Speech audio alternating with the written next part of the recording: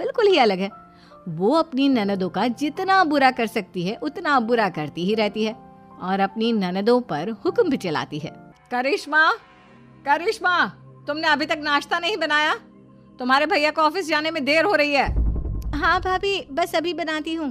करिश्मा, तुम ये ढीलापन छोड़ दो, कल को पराए घर जाना है। वहाँ अगर तुम इस तरह से काम करोगी तो लोग क्या कहेंगे कि माँ ने और भाभी ने कुछ सिखाया नहीं। और तुम्हारी दोनों बहनें कहाँ हैं? अब रेशमा मार्केट गई है और मनीषा सो रही है। क्या? सुबह के 8 बज रहे हैं और ये महारानी अभी भी सो रही है? ये कहते हुए सविता अपनी सास दुर्गा देवी के पास जाती है। माँ जी, देख रही हो अपनी बेटियों के तौर तरीके?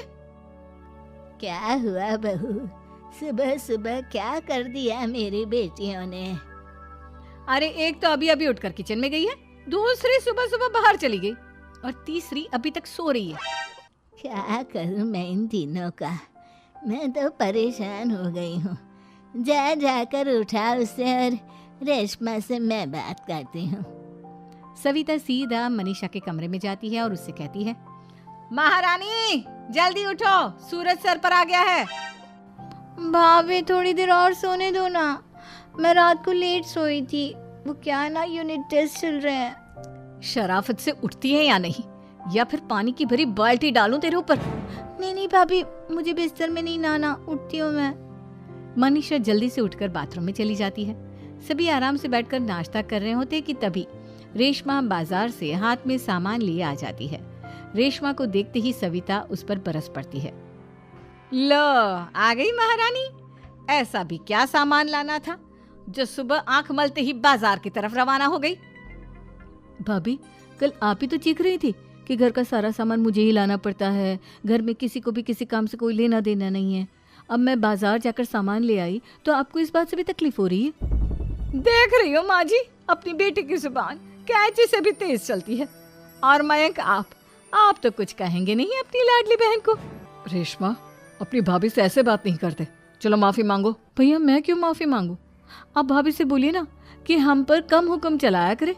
हम इस घर की बेटियां हैं और आपकी पत्नी की ननद है, नौकरानी नहीं। लो कर लो बात, इनकी भलाई के लिए कुछ भी बोलो तो इन्हें बुरा लग जाता है। इस घर में यही इज्जत है मेरी। देख लो माँ जी, आपकी बेटी किस लहजे में मुझसे बात कर रही है। सविता वहां से चली जाती है। मयंक को बहुत गुस्सा आता है, वो भी वहां से चला जाता है। फिर करिश्मा रेशमा को समझाती है, रेशमा, तुम्हें भाभी से माफी मांग लेनी चाहिए थी ना। लेकिन दीदी, मैंने कुछ किया ही नहीं, तो मैं माफी क्यों मांगू? हाँ करिश्मा दीदी, रेशमा दीदी जैसे ही घर में आई भाभी ही उन पर चिल्ला रही थी। हाँ, मैं मानती हूँ कि गलती भाभी की थी। मैं तो इसलिए बोल रही हूँ कि भाभी ने माँ को तो पूरी तरह अपने वश में कर लिया है। वो हमारी बात सुनती ही नहीं। मयंक भैया हमारे लिए हमेशा खड़े रहते हैं, इसलिए उनकी बात का मान तो तुम्हें रखना चाहिए था ना। कोई फायदा नहीं दीदी, कुछ दिनों की बात और है, भाभी उन्हें भी हमारे खिलाफ भड़का देंगी। फिर वो भी माँ की तरह हमारी किसी बात का विश्वास नहीं करेंगे। इसी तरह सविता अपनी तीनों ननदों को किसी न किसी बात पर परेशान करती रहती थी। एक दिन मयंक अपनी तीनों बहनों के लिए गिफ्ट लाया। क्या रेशमा, ये तुम्हारे लिए हार का सेट, रेशमा तुम्हारे लिए सुंदर सी ड्रेस, और मनीषा, तुम्हें किताबें पसंद है ना, तुम्हारे लिए किताबें लाया हूँ। थैंक यू भैया। थैंक यू भैया, थैंक यू भैया। करिश्मा, तुम्हारा नेकलेस कितना सुंदर है, ये भैया कहाँ से ले आए होंगे? मैंने भैया को 3 दिन पहले फोन पर ये डिजाइन दिखाया था और आज भैया ये ले आए। सविता तो अपनी ननदों के गिफ्ट्स देखकर जल गई और करिश्मा का नेकलेस तो उसे भी बहुत पसंद आया था। अपनी बहनों के लिए कितना अच्छा नेकलेस लेकर आए हैं, मुझे कभी कोई गिफ्ट नहीं दिया।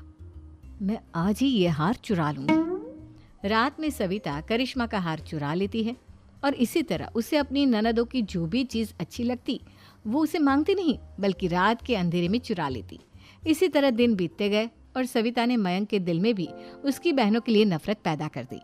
एक दिन मयंक ने करिश्मा और रेशमा के लिए रिश्ता देखा और ये बात उसने घर में सबको बताई। माँ, करिश्मा और रेशमा के लिए बहुत अच्छा रिश्ता आया है, वो लोग कल इन्हें देखने आ रहे हैं। आप और सविता मिलकर सारी तैयारी कर लेना। ये सुनकर करिश्मा और रेशमा खुश हो जाती हैं, लेकिन सविता सोचती है, अगर इन दोनों बहनों की शादी हो गई तो घर और बाहर का काम कौन करेगा?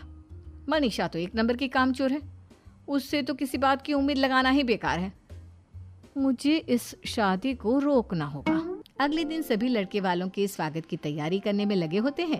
तभी मयंक अपनी बहनों से आकर कहता है, तैयार हो गई तुम दोनों?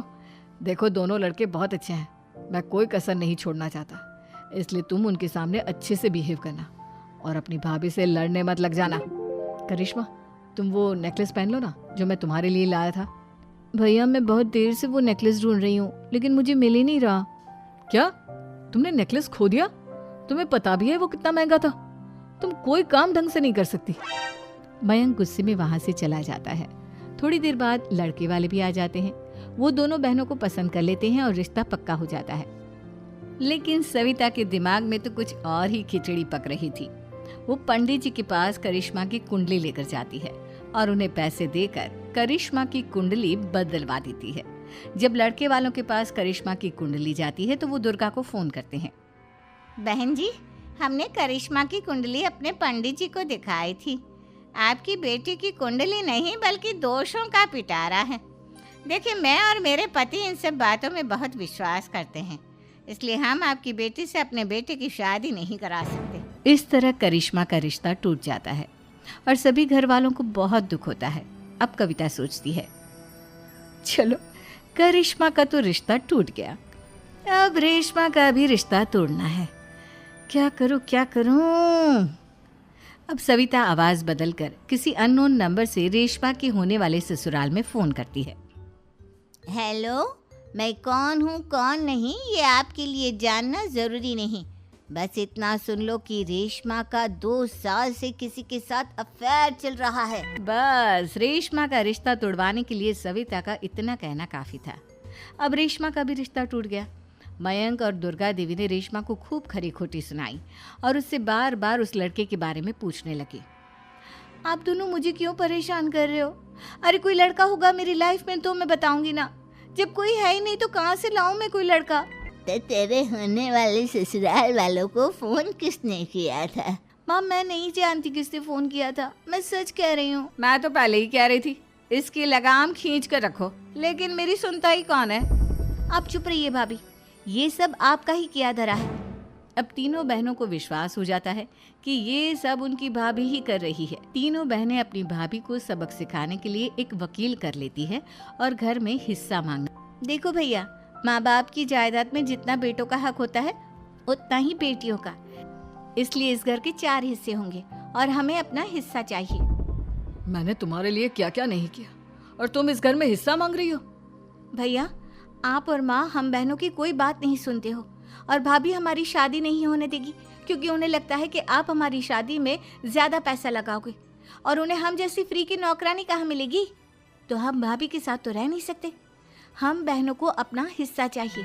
अरे तुम्हें शर्म आनी चाहिए अपने भाभी पर ऐसा इल्जाम लगाते हुए। वो तुम्हारे बारे में कितना सोचती है। हाँ माँ, भाभी हमारे बारे में बहुत सोचती है। दिन रात बस यही सोचती रहती है कि किस तरह से अपनी तीनों ननदों को परेशान करूं और कभी मुझे पढ़ने भी नहीं देती।